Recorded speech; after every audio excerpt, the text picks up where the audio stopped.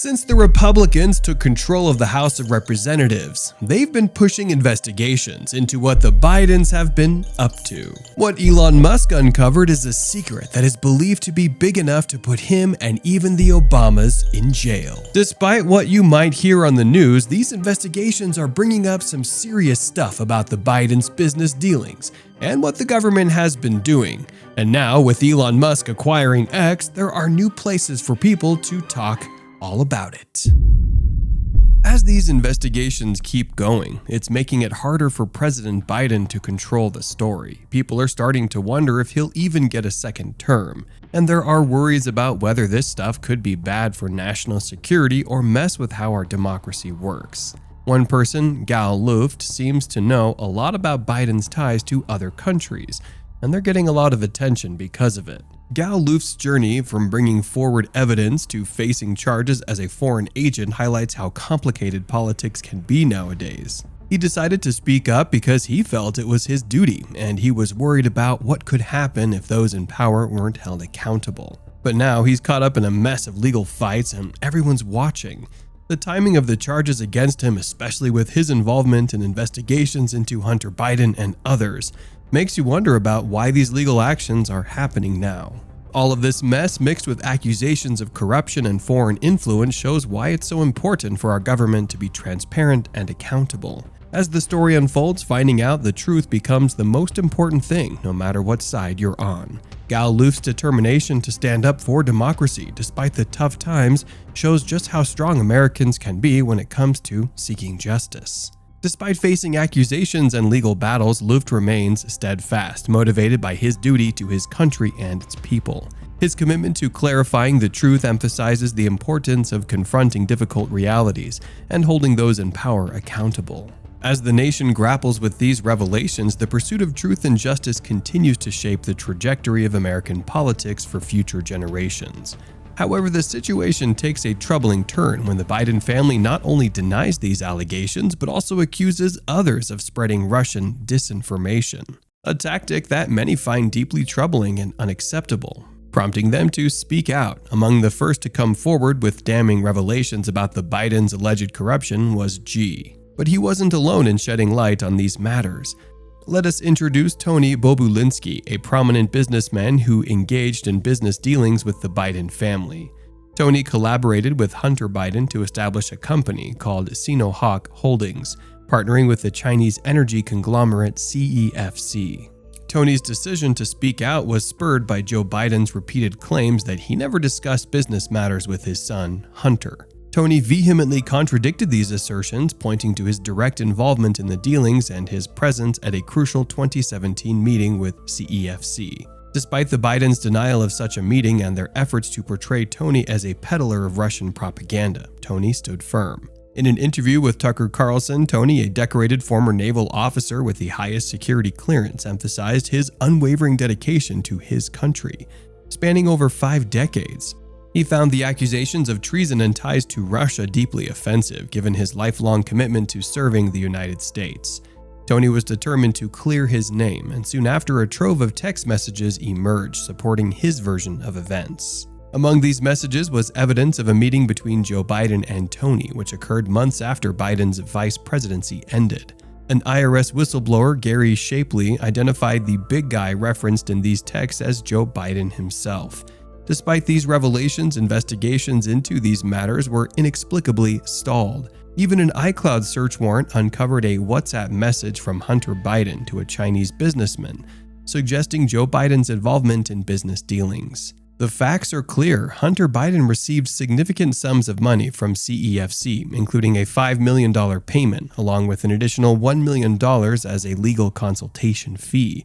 Yet there remains a conspicuous silence surrounding these revelations.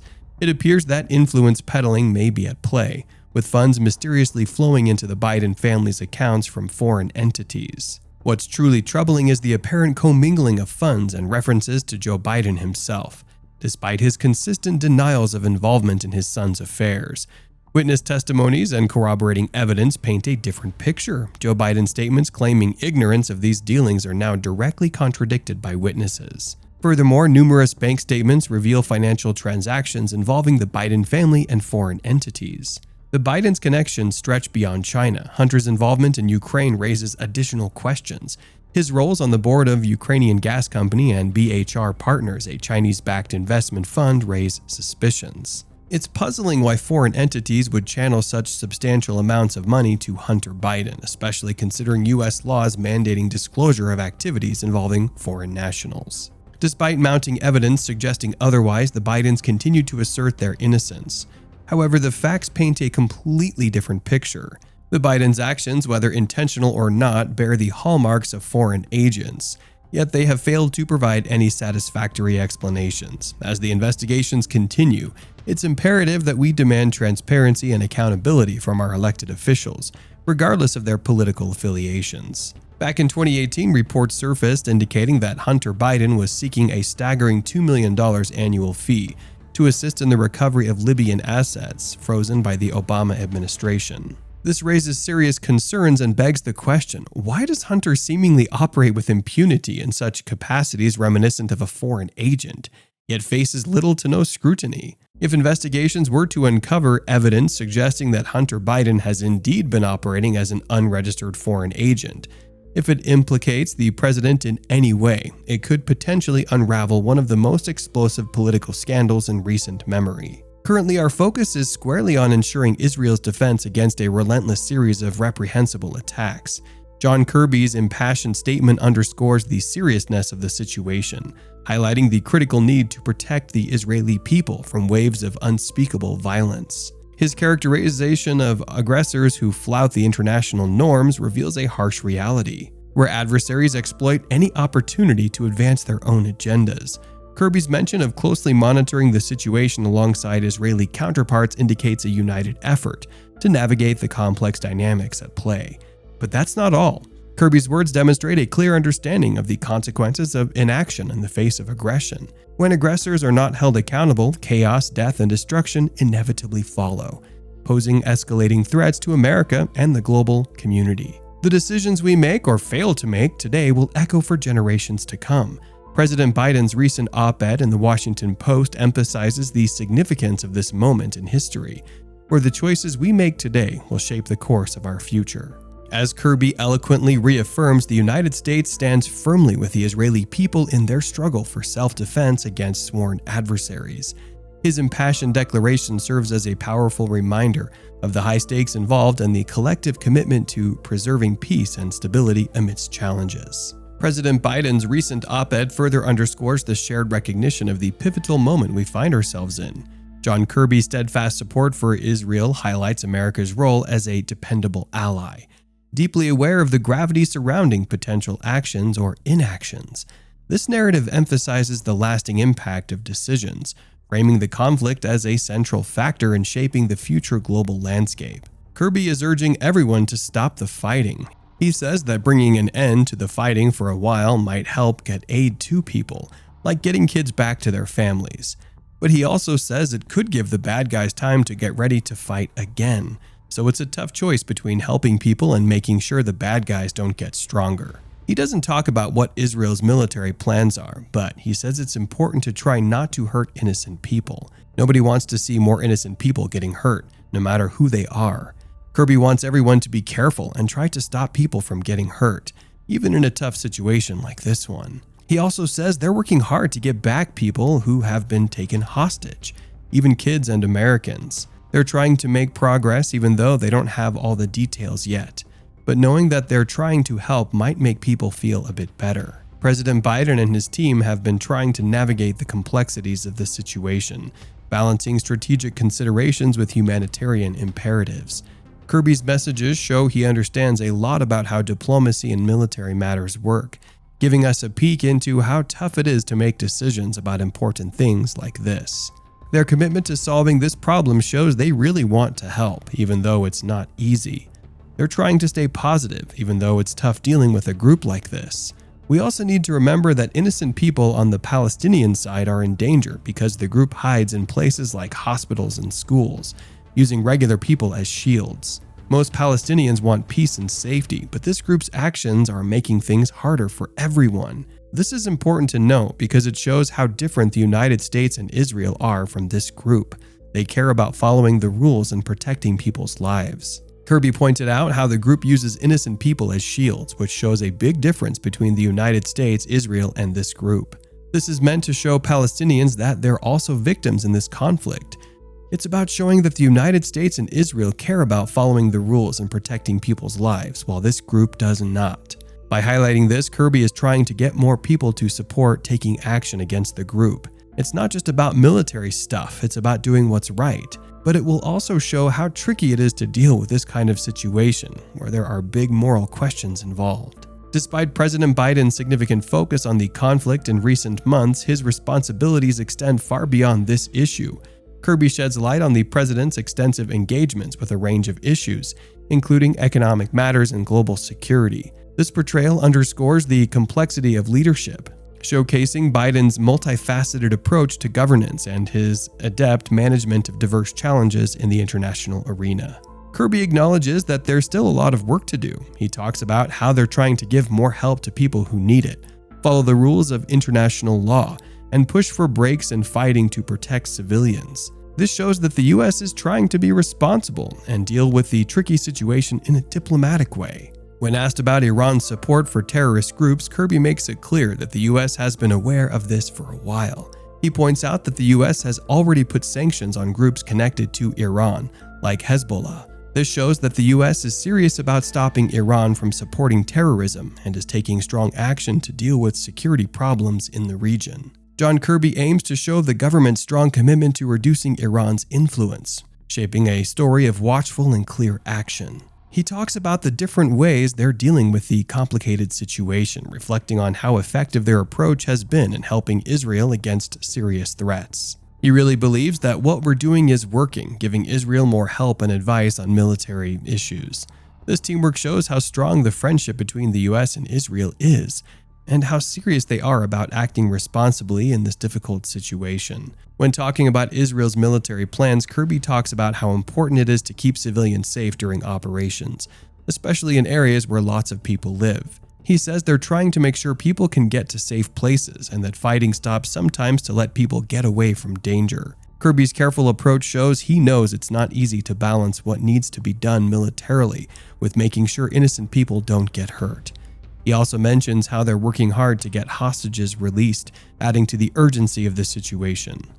Kirby gives a detailed overview of Iran's troubling actions, connecting their increased military presence and sanctions to attacks at sea and support for Russia. He strongly says that no one is ignoring Iran's bad behavior and acknowledges that many are involved in these attacks. Kirby is careful when talking about specific attacks, suggesting that Iran's involvement is part of a bigger pattern. He shows the US as a main source of aid in the region. Kirby highlights President Biden's personal involvement and teamwork with other countries, showing how serious they are about dealing with this situation together. Talking about sending more aid implies that they're flexible and responding quickly to changing needs, showing the US as a key player in helping with the humanitarian crisis. Kirby also firmly opposes fighting in hospitals, strongly condemning actions that put innocent lives in danger. This shows a commitment to protecting vulnerable people and medical places, stressing the importance of humanitarian concerns during conflict. By addressing these important issues, Kirby paints a picture of the US as a responsible country working hard to deal with complexities of the situation and help civilians caught in the conflict. The absence of specific intelligence about a particular hospital makes Kirby cautious, showing he doesn't want to make claims without proof. He carefully talks about the importance of keeping medical places safe, but doesn't accuse anyone without evidence. This shows a commitment to being truthful and careful with information, especially in such complicated situations. Kirby mentions that the president understands how people feel strongly on all sides and doesn't want any more innocent people to die because of the fighting in Gaza. Saying that even one civilian casualty is too many shows a strong commitment to keeping people safe. Kirby also asks for military operations to be done carefully and thoughtfully, especially in places where lots of people live, to make sure innocent lives aren't put at risk. This suggests ongoing discussions to find a balance between military goals and keeping people safe. Kirby addresses worries about potential threats linked to the conflict spreading, especially concerning the safety of the Jewish community. He recognizes the growing problem of anti-Semitism worldwide, and talks about steps being taken to gather more information and prevent possible dangers. This shows a commitment to dealing with security issues beyond just where the fighting is happening. When talking about hospitals being in the middle of fighting, Kirby strongly opposes any fighting near medical places. He talks about the need for careful and thoughtful military actions, especially close to hospitals. Kirby doesn't say for sure about the Indonesian hospital, but he mentions intelligence supporting Israel claims about Khalifa. This shows a commitment to being honest and accurate when talking about what's known, while also stressing the importance of being careful when it comes to military actions. When asked about evidence linking Iran to specific attacks, Kirby remains diplomatic, pointing out that there's no proof of Iran's involvement in those attacks. His careful approach shows a commitment to only sharing information that's been verified. Kirby's comments indicate a dedication to being accurate and understanding the complexities of figuring out who's responsible for what in a constantly changing political situation. As negotiations continue, Kirby emphasizes that things are happening in real time, and the main focus is on getting American hostages released. He's careful not to guess about what might happen next, showing a commitment to being precise and thoughtful in what he says. Kirby's remarks give us a glimpse into how complicated it is to negotiate hostage releases, blending careful diplomacy with a clear goal of getting positive outcomes. John Kirby's response to the user's questions about civilian casualties shows that he understands the tough reality of war. He says they really want to make sure no innocent people get hurt, but he admits that in the middle of a conflict, it's hard to make that happen. He can't promise that no one else will get hurt, even though he wishes he could. When he says, right now, sadly, that's not the case, he's saying things are tough right now, and it's urgent to do something about it. Kirby's honest admission that he can't guarantee an end to civilian casualties shows he knows how complicated it is to stop people from getting hurt in a war. His words convey empathy for civilian lives while acknowledging the daunting challenges inherent in ensuring their safety in ongoing hostilities. In his talks with Israeli counterparts about the hostages, Kirby admits that they don't have much detailed information. Even though Israel is helping and sharing what they can, they still don't know much about where the hostages are and how they're doing. This lack of specific information makes it even harder for the families of the hostages who are waiting anxiously for any news. Kirby's own frustration and understanding of the family's pain show how tough the situation is, and he promises that they'll keep working hard to get accurate information and resolve the crisis as quickly as possible. Kirby's words show that he feels for the families, and he is determined to keep working on this difficult and tragic situation until it's resolved.